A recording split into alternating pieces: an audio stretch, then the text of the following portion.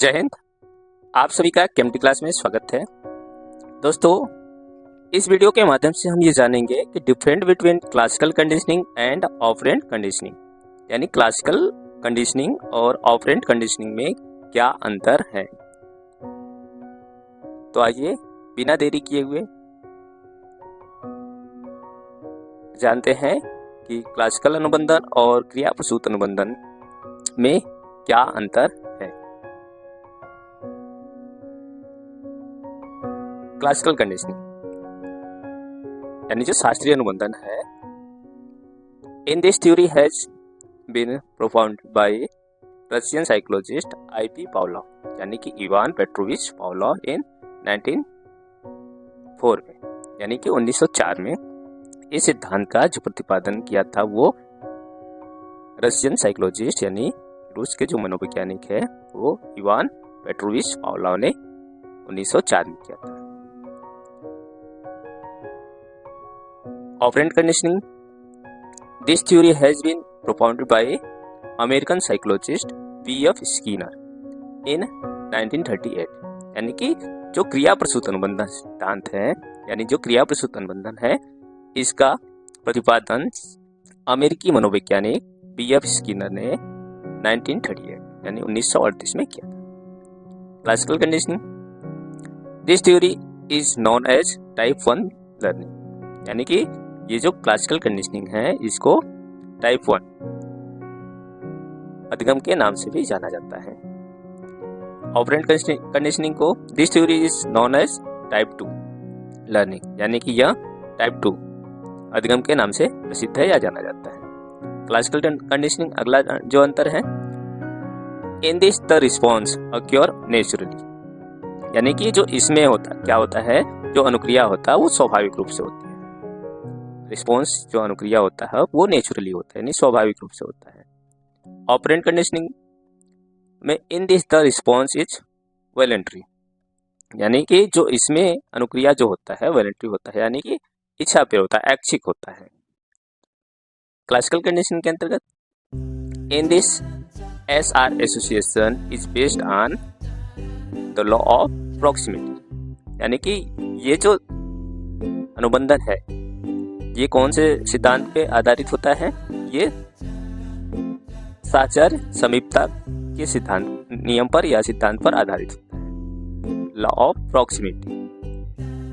Operant conditioning in this SR based on law of associate effect, यानी कि ये जो अनुबंधन है साचार प्रभाव के नियम पर आधारित होता है, लॉ ऑफ एसोसिएटिव इफेक्ट।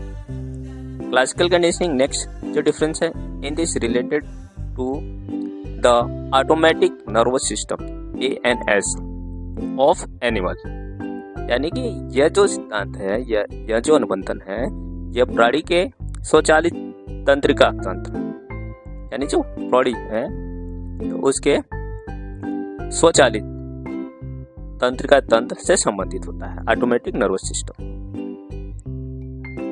यहाँ पे ह्यूमन बींग्स यानी प्राणी, animals, in this related to central nervous system यानी CNS ऑफ एनिमल या ह्यूमन बींग्स, यानी जो प्राणी है उसके जो केंद्रीय तंत्रिका तंत्र होता है उससे संबंधित होता है। क्लियर है यहाँ तक? अगला जो अंतर है, अगला जो डिफरेंस है, in this reinforcement is done even before of response is met, यानी कि इसमें जो रेनफोर्समेंट दिया जाता है,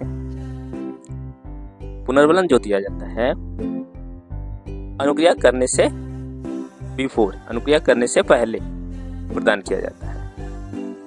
क्लासिकल ऑपरेंट के अंतर्गत in this reinforcement is given after the response, इसमें जो रेनफोर्समेंट दिया जाता है वो अनुक्रिया के बाद में दिया जाता है, यानी कि उसके आफ्टर। ऑपरेंट यानी जो क्लासिकल कंडीशनिंग का नेक्स्ट डिफरेंस है, it is emphasize on single SR bond. इसमें जो होता है, इसमें जो SR का जो बॉन्ड बनता है वो कैसा बनता है, वो सिंगल बॉन्ड बनता है। एकल बॉन्ड बनता है। ऑपरेंट में this emphasize the S R bond in the chain, यानी इसमें जो बॉन्ड बनता है एसआर के बीच, यानी स्टिमुलस और रिस्पॉन्स के बीच जो बॉन्ड बनता है वो केस में बनता है, चेन में बनता है, यानी वो श्रृंखला में बनता है। अगला अंतर है जो क्लासिकल का, in this emphasize is given on time control. इसमें क्या होता है, समय नियंत्रण पर बल दिया जाता है, टाइम कंट्रोल पर बल दिया जाता है। ऑपरेंट के अंतर्गत in this emphasize is laid on motivation and reward. इसमें क्या किया जाता है कि जो मोटिवेशन है, प्रेरणा है और रिवार्ड जो पुरस्कार है उस पर ज़्यादा जोर दिया जाता है या बल दिया जाता है। अगला जो अंतर है classical conditioning, in this the behaviour is internal, यानी इसमें जो व्यवहार होता है वो कैसा होता है, इंटरनल बिहेवियर होता है, आंतरिक व्यवहार होता है। ऑपरेंट कंडीशनिंग के अंतर्गत in this the behaviour is external, इसमें जो व्यवहार होता है वो एक्सटर्नल होता है, यानी बाह्य होता है। क्लासिकल के अंतर्गत next, in this the experimenter, इसमें जो एक्सपेरिमेंटर होता है, जो एक्सपेरिमेंट जिस पे किया जाता है प्रयोग, जिस पे प्रयोग करने वाला होता है एक्सपेरिमेंटर, जो एक्सपेरिमेंट करता है, प्रयोग करता है, वो क्या करता है, elicit response from the subject, यानी कि जो प्रयोग करता है, जो जिस पे प्रयोग किया जाता है उससे क्या करता है, अनुक्रिया को करवाता है, किसी भी विषय वस्तु पर क्या करता है, वो अनुक्रिया करवाता है। जो एक्सपेरिमेंटर है, यानी जो एक्सपेरिमेंट करने वाला है, जो एक्सपेरिमेंट करवाता है, जिसको आप एक्सपर्ट भी कह सकते हैं, जो वो क्या करता है, जो ये एलिसिट रिस्पॉन्स उससे क्या करता है, अनुक्रिया करवाता है। जो प्रयोज्य है, यह सब्जेक्ट यहाँ होता है जिसको एक्सपेरिमेंट करना है, यानी प्रयोज्य करता। एक्सपेरिमेंटर जो एक्सपेरिमेंट करवाने वाला होता है उससे क्या, जो प्रयोग करता है उससे क्या करता है, अनुक्रिया करवाता है। ऑपरेंट के अंतर्गत in this the purpose itself response, immediate response आप कह सकते हैं। इसमें क्या होता है कि जो प्रयोजन होता है वो स्वयं अनुक्रिया करता है, जो प्रयोजन होता है इसमें क्या करता है, स्वयं रिस्पॉन्स करता है। नेक्स्ट क्लासिकल के अंतर्गत in this the subject is kept under control. इसमें क्या होता है, जो प्रयोग होता है, यानी जो सब्जेक्ट है, जो प्रयोग जिस पे प्रयोग किया जा रहा है, जो प्रयोग है उसमें क्या करता है, उसमें नियंत्रण में रखा जाता है, उसको क्या है, नियंत्रण में रखा जाता है। Like typing a dog tightly to stand, यानी कि उसको एक कसकर बांध रखा गया था, किसमें, एक स्टैंड में कुत्ते को कसकर बांध रखा गया, तो यानी उसको नियंत्रण में रखा गया। ऑपरेंट के अंदर in this the subject is free to perform different type of movements, यानी कि इसमें जो प्रयोग है इसको अनुक्रिया यानी गतिविधि करने के लिए स्वतंत्र रहता है, अनुक्रिया करने के लिए स्वतंत्र रहता है। तो विभिन्न प्रकार का गतिविधि मूवमेंट करता है, जैसे रैट, पिजन एक्सेट्रा। जो स्किनर बॉक्स था उसमें क्या था, वो कबूतर और चूहा स्वतंत्र है विभिन्न प्रकार के रिस्पॉन्स करने के लिए। नेक्स्ट आता ऑपरेंट के क्लासिकल के अंतर्गत in this CR and UR are the same. इसमें क्या है, CR और UR, कंडीशनिंग रिस्पॉन्स और अनकंडीशनिंग रिस्पॉन्स दोनों क्या है, वो सेम। ऑपरेंट के अंतर्गत इन दिस SR और UR आर नॉट सेम, यानी कि जो स्टिमुलस रिस्पॉन्स है और जो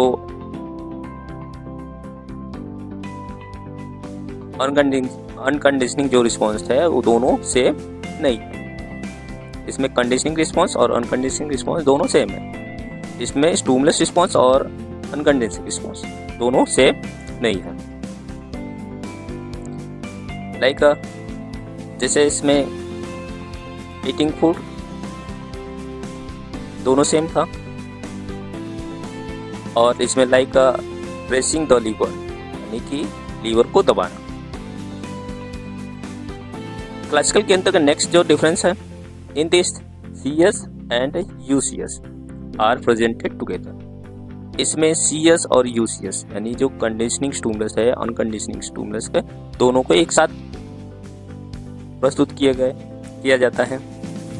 कंडीशनिंग स्टिमुलस और अनकंडीशनिंग स्टिमुलस को दोनों को एक साथ दिया जाता है।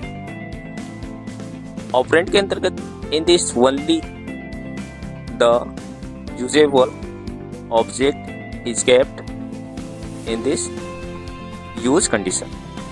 इसमें केवल प्रयोग की स्थिति में रखा जाता है। इसमें क्या है, जो प्रयोग जिसपे जो सब्जेक्ट है जिस पे प्रयोग किया जा रहा है उसको जो प्रयोग करना है उसके केवल उसी स्थिति में रखा जाता है। नेक्स्ट क्लासिकल के अंतर्गत it is expressed in SR form. इसको SR फॉर्म में व्यक्त किया जाता है, स्टिमुलस रिस्पॉन्स के रूप में से व्यक्त किया जाता है। और ऑपरेंट को it is expressed in RS यानी कि रिस्पॉन्स स्टिमुलस के रूप में व्यक्त किया जाता है।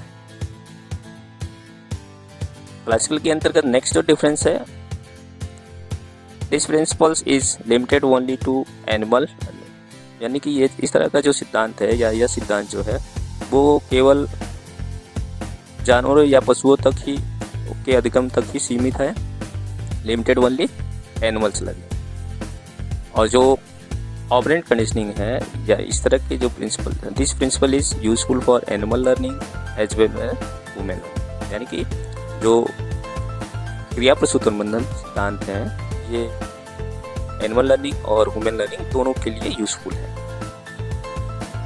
पशुओं के अधिगम के लिए भी और मानव अधिगम के लिए भी, दोनों के लिए उपयोगी है।